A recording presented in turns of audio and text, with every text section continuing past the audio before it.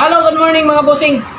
Ito po yung polos ng pinagawa kong divider. I-mamasilya lang muna natin. Ito po yung iskay. Ito yung hardener. Lalagyan natin ng konti. Konti lang na hardener. Pag na-mix na, lalagay na natin dito.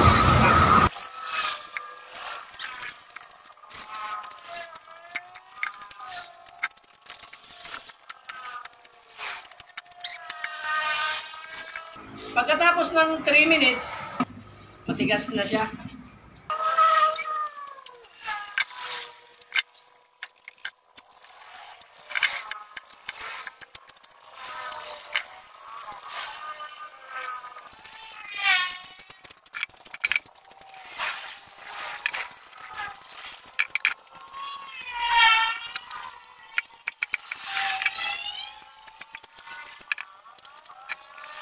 Ayan po mga bossing, natapos na natin i-masilya.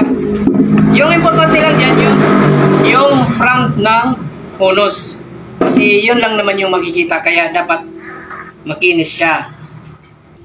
Kulang na lang to sa liha mga bossing. Pag nalihaan yan, pwede na yan siya i-flat latex. Yun lang po mga bossing. Maraming salamat.